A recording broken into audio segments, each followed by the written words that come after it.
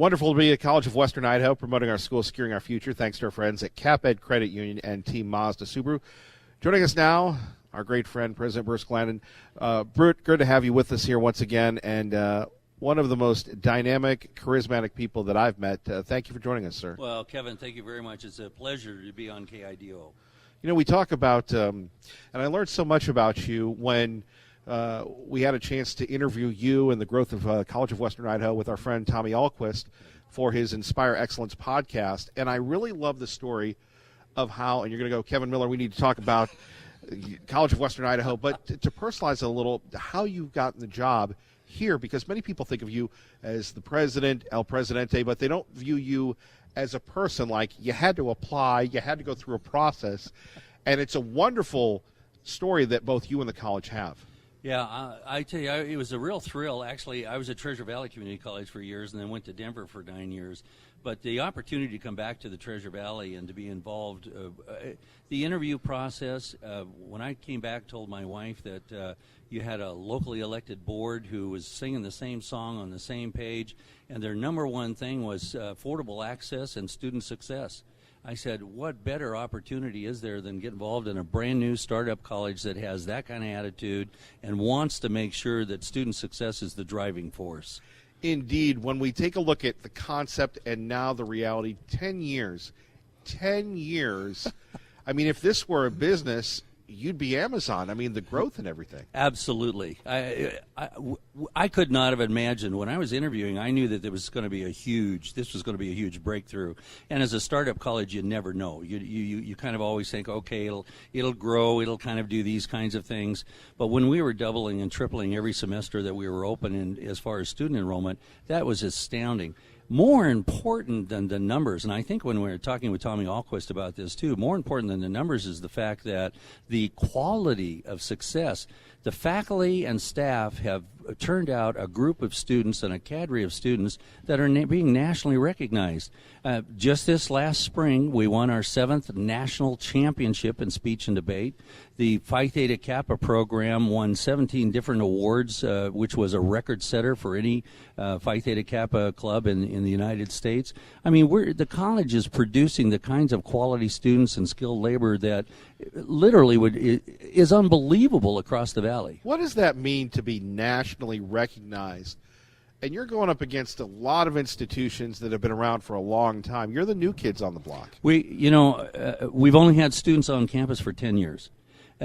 To have a college that in their first 10 years are producing the kinds of things that we're producing is stunning. It's amazing. I've been at colleges that are 40 and 50 years old, never won a national championship in speech and debate, never had a Phi Theta Kappa club to win national awards, never had the Skills USA or the U.S. business degrees that we've turned out. And here's a school that's literally doesn't know what they can't do, right. And so they're doing it. Is that like you? Yeah, I would hope so. That's kind of my belief is, if you don't know what you can't do and you keep trying, all of a sudden you're going to do all kinds of things that people didn't think were possible to begin with. We talk about the vision thing, and that's been well documented, and obviously you worked very hard to continue to expand this facility, so many facilities. Do you ever think one day that you could, and I'm sure you're a big thinker, that you could have just all the campuses in one place, in Nampa, maybe in Meridian, maybe in Boise? I mean, I'm over there in Black Eagle doing some stuff, so I see that wonderful facility. We're here at the Micron Center, obviously the main campus just across the street. Well, Kevin, I'll tell you, when I look out another 3 to 5 years, and you can talk about numbers and how big we would be and so forth and so on. I think more importantly, in the next 5 years or so, CWI is going to stun this valley, because it's going to be delivering skilled labor to business and industry. We're going to be delivering in a new model and a new set. It won't be the traditional delivery. We'll be dealing online. We'll be dealing blended classrooms. And we are now driving more and more of our programming to competency-based education, not seat time, not you sit in a classroom for 8 hours and you get a C and you go on. But isn't that tough for guys like us to comprehend? I mean, obviously it isn't for you, but I mean, I see these kids and they learn and everything else, and me, I'm like hardwired that you have to be in the classroom and you have to take notes. Well, I got to tell you, and that's the great thing about CWI.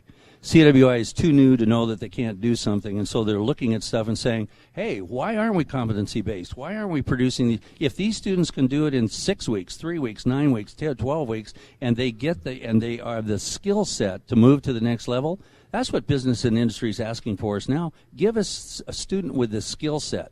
Don't tell me that they got a BA degree or a degree in this, and they spent X amount of time doing it. Show me that they've got the skill and the competency. We'll hire them tomorrow morning. You know, we talk about the trades and CWI doing a great job. And another thing I picked up from the Inspire Excellence podcast, I learned a lot from that with guests like you and, Okay. and Tommy Ahlquist, was the idea of computer science programs. Mm-hmm. And that we continue to need to get kids into those programs so they can go to Boise State, they can go to other places after College of Western Idaho, because that's the draw to get those Silicon Valley, those Bay Area companies to come in. Absolutely. I don't want to jump ahead, but in June, first week in June, there's going to be an announcement, and you've got Boise State University, College of Western Idaho, and IDLA. And we're going to put something on the table that I think is going to amaze the Valley as the opportunity and the possibilities of how we're going to produce skilled labor from an entire pipeline of students from elementary school all the way through.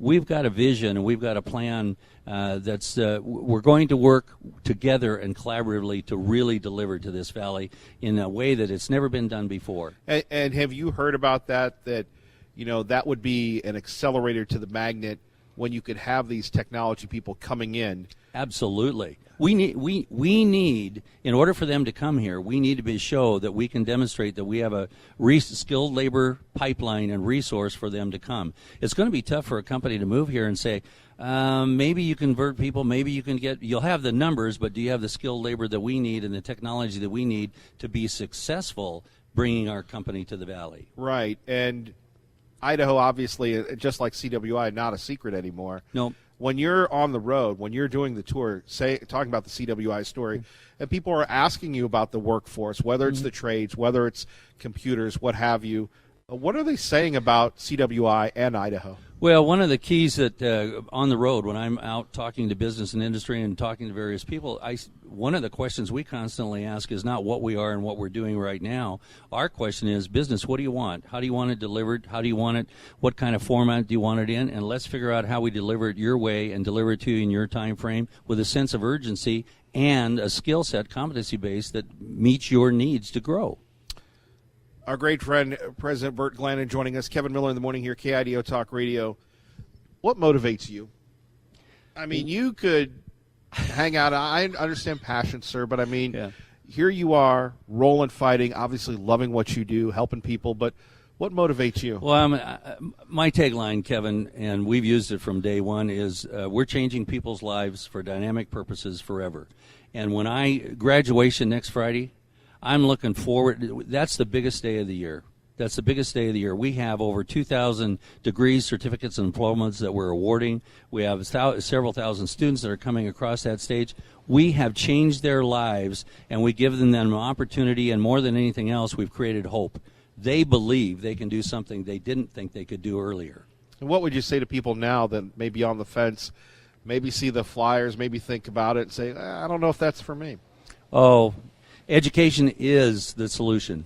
True education is the solution and the opportunity. When we started, people kept saying, "Well, why are you growing so fast?"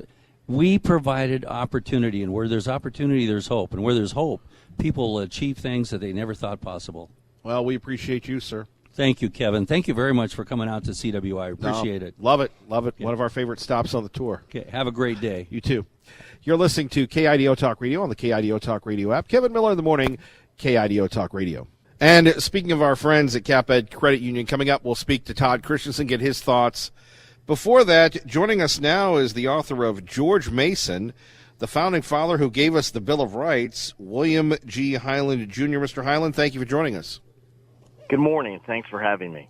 So the first question, George Mason, how important was he to the founding of the Republic? He was very, very important, and he doesn't get a lot of credit. Mostly Jefferson and Madison and Washington get credit for the founding of the nation, but it was actually George Mason who wrote the Virginia Declaration of Rights, which was the blueprint for both the Declaration of Independence and the first 10 amendments to the Bill of Rights. He was the one who coined the term life, liberty, and the pursuit of happiness a month before Thomas Jefferson wrote his famous Declaration of Independence. And why did Mr. Mason not get the attention of, let's say, a Hamilton or a Jefferson or a Washington? He was a very private man. He was a widower at a very young age. At the age of 39, his wife died, and he had 9 children to take care of at his home in Gunston Hall. So he preferred a very public, private life and not a public life like Madison and Jefferson and Washington. He was very comfortable with his farm, his books, and his family. What other items and what other accomplishments have you found in your research, or maybe even before your research, that most of us here in Idaho and across America really have never known about his contributions, his significance to the founding of the Great Republic? Well, you know, people really should read his Virginia Declaration of Rights, which was written in May of 1776. And like I said, he coined the term life, liberty, and the pursuit of happiness that Jefferson borrowed for his Declaration of Independence a month later. But Mason actually wrote the blueprint for the first 10 amendments. He wrote the right to bear arms, the Second Amendment. He wrote freedom of expression, freedom of the press, freedom of religion. And this was a document written 12 years before our Constitution. So that's the name of my book. He really should be credited with the blueprint and the writing of the Bill of Rights. What would he think of the country today? You know, he would be really amused, I think, about the tug of war between the House of Representatives and the presidency. He was very much in favor of the House of Representatives being the people's house, having the most control and the most power. He was very much in favor of a limited federal government.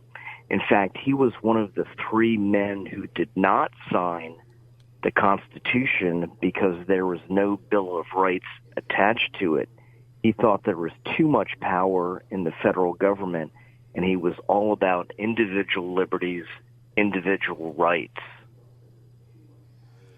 When we take a look at how courageous it was, first with the Virginia declarations and then the Bill of Rights, having 9 kids, being a widower, what was Mr. Mason like personally? Most of us today are big talkers, sir, but we're afraid of our own shadows.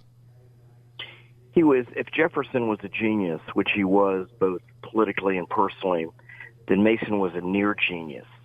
He did not go to college. He did not go to law school like Madison and Jefferson. He was self-taught in constitutional theory. He studied as a boy and as a young man in his uncle's library, which contained 1,700 volumes of English history, English jurisprudence. So he was very much an intellectual, but he was self-taught, unlike some of the other famous founders who had a very formal and distinguished education. Well, we can't wait to share this with our listening public. We appreciate it. George Mason, the founding father who gave us the Bill of Rights. Mr. Hyland, thank you for joining us. Thank you for having me. KIDO Talk Radio, traffic and weather together. Let's get you to work safely and on time from College of Western Idaho. Good morning, Dave. And joining us now, one of George Mason's biggest fans, Todd Christensen from Cap Ed Credit Union. Good morning, sir.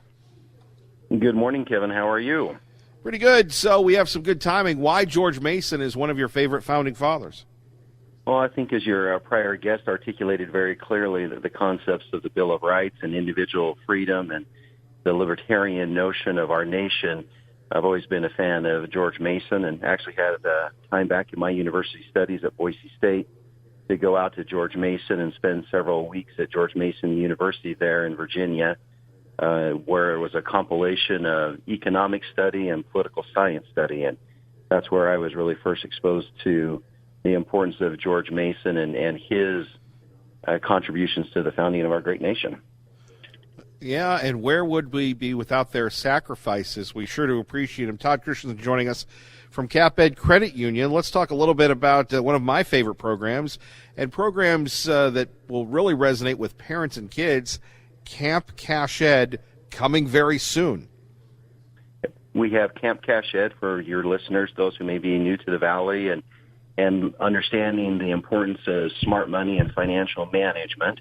We see that the school's starting to end at the end of this month, first of next month, and parents may be asking the question, what do I do with our kids for 2.5, 3 months?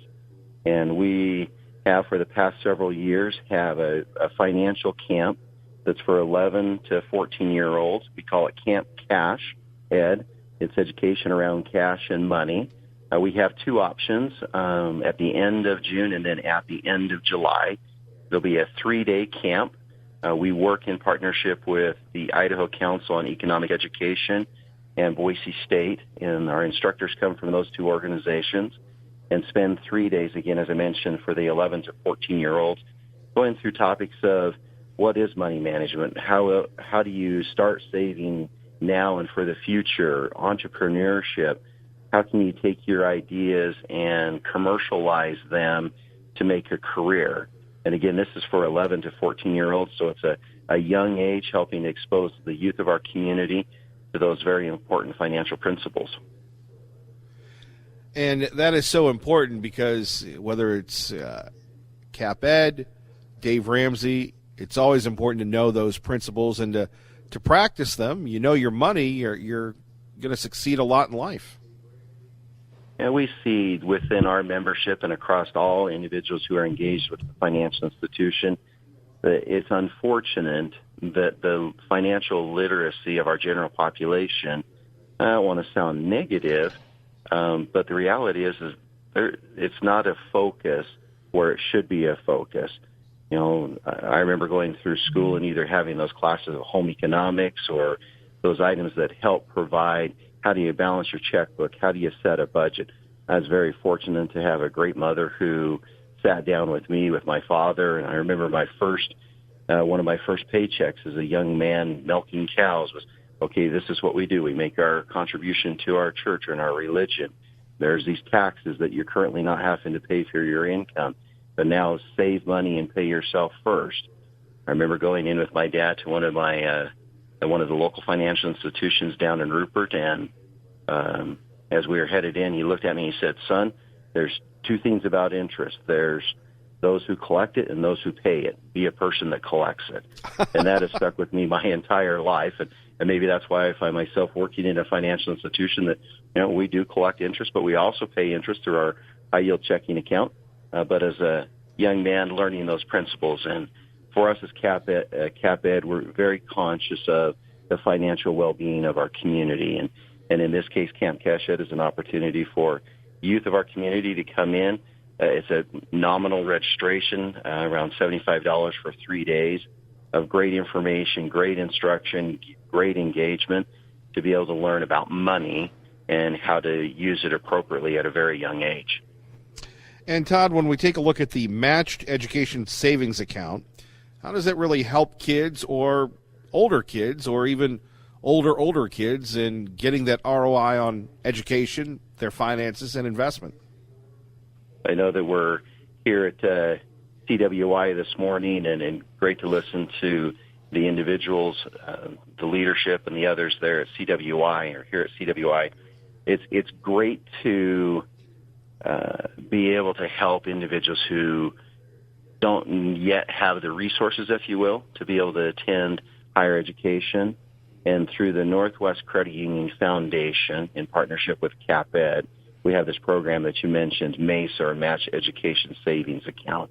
And this is where individuals who have income qualification, and kind of think of the FAFSA and financial aid and those type of arenas, we encourage an individual to come into Cap Ed, open up a membership, save over 6 months of at least $25, go through some online financial literacy courses, and then at the end of those 6 months, we, through Cap Ed as well as through the Northwest Credit Union Foundation, we will match their savings at a rate of 3-to-1 or 300% return on investment, up to $500 that they would save. So in this case, they save $500.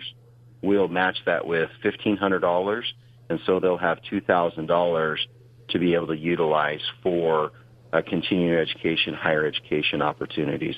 And we appreciate our strong partnership with CWI. We have just under 30 students that are participating in the program and are on track to be able to earn that $1,500 match. So in that case, it's just over $35,000 that we'll be providing to students at CWI to continue their education. Great news, as always. Won't be long before the Spirit of Boise Balloon Classic, brought to you by CapEd Credit Union. And, Todd, we always appreciate that. I know that we have to get through the summer first and the Read to Rise program, but it won't be long before we'll be seeing the balloons. Well, we can actually start to see the balloons this next week. We have several of the inflations or the demonstrations at area elementary schools as we finished out the reading program for the winter.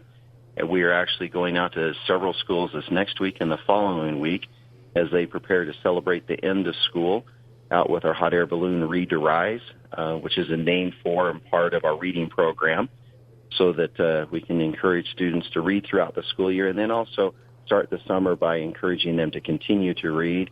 And as we make the statement, read to rise, read, and you can go anywhere you want to go with your imagination. And as we talked about, George Mason is a person who was self-taught by all the books that he had available to him. In this case, we're encouraging youth to take advantage of the opportunity to read, whether that be on an electronic device or the good old analog paper book throughout the summer. Todd, we appreciate you. Really appreciate the great work of CapEd Credit Union in promoting our schools and securing our future, and look forward to many more conversations, sir. Absolutely appreciate it. We wish all your listeners a great Friday and an incredible weekend, especially appreciation to all of our mothers and for their sacrifices in helping us in our lives as well. Great point, Todd. Thank you, sir. All righty. Have a good weekend. You too. Our great friend Todd Christensen joining us. Remember, you can always catch all of our broadcasts on the KIDO Talk Radio app or at our website, KIDOTalkRadio.com. We're live, College of Western Idaho. A lot going on today.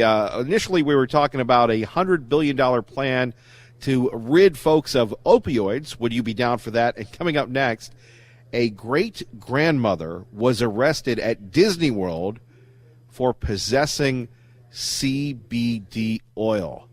Uh-oh, Granny. You're going to the clink. Should she?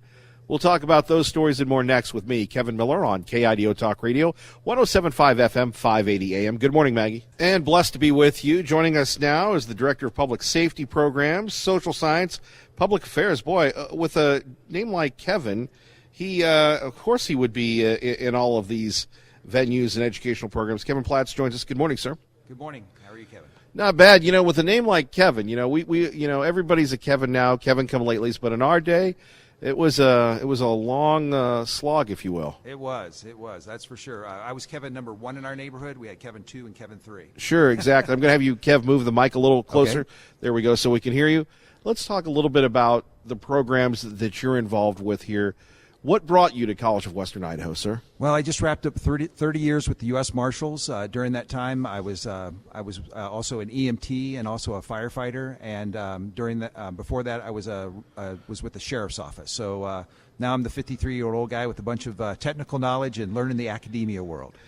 I'm with you. How do you catch a fugitive? So I bet you've never been asked that question Yeah, before. Exactly. So, or how's the U.S. Marshal movie? So, but those things, the fugitives are always fun. Worked a lot of that down in Miami, down in the cocaine cowboy days and it was a lot of fun back then. You must love Idaho compared to that. Oh, it was great. And I left Miami to D.C. to Texas to here. Stopped and told my wife I could put wallpaper on the wall now and paint the walls different colors because we're not going anywhere. We've been here 18 years now. Amazing, sir. When you look at where you are in life and giving back, why is that important to you? It's so huge for the next generation. I mean, in public safety, we're one. The dispatchers, the firefighters, the police officers, the EMS people.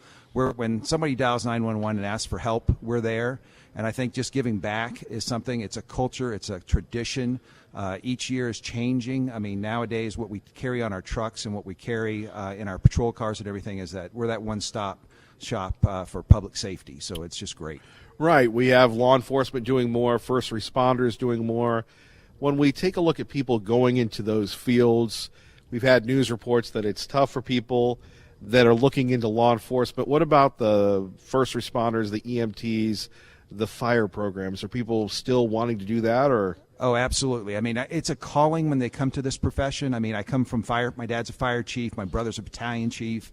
It's a calling. It's involvement with the family. It's involvement that you want to give back to your community. I mean, that's why people get into these type of positions, is that calling and giving back to the community.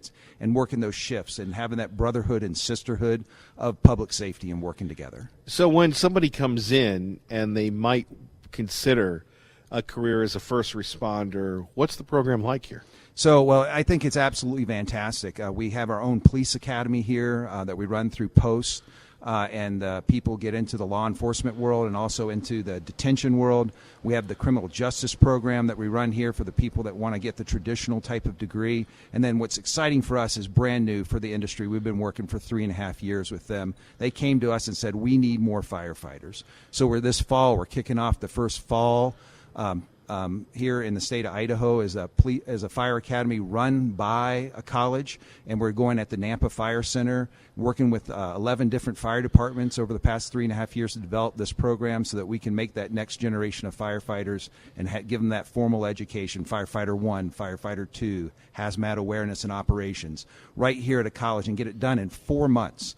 That's where we're going. So, boy, it is scary when you think of just the amount of fires that we have here locally with the forests and stuff. We've got, of course, the federal fire agency here, and working with the local folks.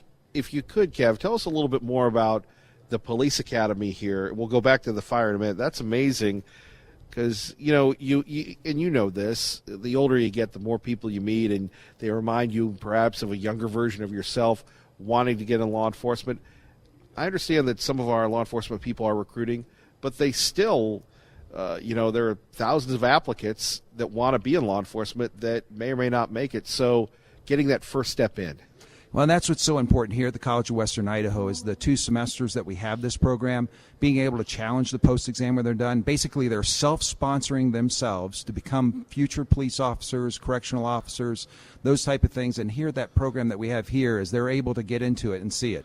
With the number of graduates we've had and the success of getting them employed in a career, in a career that they love, and being able to self-sponsor that and then go to agencies. And we have the agencies that actually come in and train them. We have 79 instructors that are all from the state, from the counties, from the cities that come in and be our instructors here at the College of Western Idaho and our law enforcement program. And they're getting the best of the best training from the different departments when they show up. So that's the way the quality to be able to turn out and then go and interview and get these jobs. And a lot of these people have jobs before they even finish our program, which is just awesome. Well, it's so wonderful for our community. Kevin Platt's joining us, College of Western Idaho. Kevin Miller here, KIDO Talk Radio, 107.5 FM, 580 AM, and the KIDO Talk Radio app. But back to College of Western Idaho. We got 1,000 people allegedly moving in, probably more a month. To the new people that are tuning in, maybe they're learning the difference or they're learning how to pronounce CUNA properly, the difference between Nampa and Caldwell or Mountain Home to Boise. What would you say to them about maybe furthering themselves or their kids here at CWI? Here at CWI, I mean, that's why I left the job that I loved to come here and give back to the community. And I think that's what you find here is those professionals, those faculty and staff members who come here and just every day want to give their absolute best. They've done what they've done out in the world. They're teaching, and they want to give back to these kids. They mentor them. They coach them. The quality and the care that I've seen here, I've only been here 7 months, is just unbelievable at the way the staff and the faculty deal with the students one-on-one, the way they stop them in the hallway when you see somebody walking through, and they just stop and help everybody. It's so accommodating, and they're really showing truly how we in Idaho have lived and chosen to live here at the College of Western Idaho by giving them those same morals, ethics, and values in education. Well, it's how America was in the day and is today here. Absolutely. And I think that's what's really nice about the College of Western Idaho. 10 years old coming up here and finishing up in the way that it's expanded to be just an incredible program. And the things like the industry through the fire service coming to us and trusting us with training their future firefighters, the people that are going to protect their community, the ones that are going to ride in the trucks with them. They're actually giving us and saying, go forward and move forward with these academies like we've done with our police academy for the past 5 years, and now the fire academy we're kicking off. I think that says so much for the community, that the industry, these people that are going to be there. So when you have that dire emergency, you just turn this person right over. They know that they will probably end up being trained from the College of Western Idaho, and they have that kind of quality education that we're providing is just awesome for the community. Kev, thank you. We appreciate it. Thank you so much. Appreciate the time today. Thank you for your service to our country, by the way. Most of us, we live in the fantasy world, sir. We're watching the Narcos and all this stuff. You live that, brother. So thank you. Yes, thank you, sir. I appreciate it, Kevin. Have a great day. You too. Take care. Thank you. Kevin Miller in the morning here. I do want to remind you we are covering the big trade wars. Here's the latest from Kevin Cork on KIDO Talk Radio. We'll get back to that in a minute. You're listening to Kevin Miller on KIDO Talk Radio. And joined now by Congressman Russ Fulcher. Kevin Miller in the morning, KIDO Talk Radio, KIDO Talk Radio app. Congressman, we wish you were here with us at CWI this morning. Good morning. Well, good morning. At least this way I get a dose of sanity from the Kevin Miller Show, right? Exactly, sir. And as always, we appreciate your work. Let me ask you the role of education in your life. Truly, it is great that we have people that can take advantage of this institution and others, but do so at an affordable price. Well, I remember when CWI was put into place. I was on the Senate Education Committee at the time, and there was a discussion that, hey, look, we think this thing's going to take off, and it might even take off quicker than we're projecting. I think, you're there, you know for sure, but I think that is now the fastest-growing college in America, or at least certainly one of them. But that's quite a story right there. No, it is indeed. And, going back to your days in the Senate, so many people moving in, we think of you as Congressman Fulcher, but you put so much time in, whether it was, the early days of Micron, whether it was developing commercial real estate, whether it was your days in the Senate. The idea, could you take us back to that for 2 seconds, what it was like when people were debating the funds that would fuel this thing? And, how many people would actually think that we would have the success that we have today here? Well, I do remember it, and it all came down to the argument is just how much do you put value on what your education is, and in this society, in this cultural age, you simply have to have it if you're going to be competitive. The world has shrunk, the competitiveness has only gotten greater, the number of industries has expanded, and without that basis, without that foundational knowledge, you just simply can't compete. And I know for me, Kevin, and probably for you too, you don't necessarily equate education with wisdom. You've got to balance those two out. But I can tell you the book learning portion of my life certainly gave me the foundation necessary to be able to process ideas, to be able to think through and look at different problems and situations. And so the expense for CWI and the investment in our education system is truly necessary, worth it. And I was happy to have a very, very, very small role in the institution that you're at right now, and they're doing awesome. Congressman Russ Fulcher joining us here, KIDO Talk Radio. Let's talk about the big news of the day. Your thoughts on this trade war escalating between our country and China. Again, in your past, you've traveled the world, international businessman, talking to these folks, so you have an intimate knowledge of the business impact as well as what's going on at the trade level. Well, there's a facet of that whole tariff war, if you will, with China that doesn't seem to be getting any press, and it's probably the most important single component of the negotiations and the issue itself, and that has to do with intellectual property theft. What's happening, Kevin, is the Chinese in particular have become experts at stealing the intellectual property of the companies it interacts with, and that has been a major component that has led to this huge trade imbalance, and the president sees that. And And that has to change for us to be competitive over the course of the long haul. And so when you see him taking a hard line on this, we've actually had discussions about it. This is ultimately about putting an end to, or certainly some sideboards around the theft of American intellectual property. And so for the first time, as far as I can tell, there are serious, and I do mean serious, considerations being made by the Chinese to ultimately put in a almost another section to their government that deals with this intellectual property theft. And that is so huge. I think most people don't realize the importance of that, and that's why the president's taking the hard line. It's painful. It's painful for Idaho companies, and I hear those stories all the time. But I can also tell you this, Kevin, it's more painful for the Chinese. They're suffering more than we are with this, and so I know it's hard, but we got to stay the course a little bit. Congressman Fulcher, and you're an ag guy, you're an Idaho guy. A lot of people don't understand. We do a lot of business with the Chinese when it comes to selling our products to them, our ag products. We do, and I'm hearing it.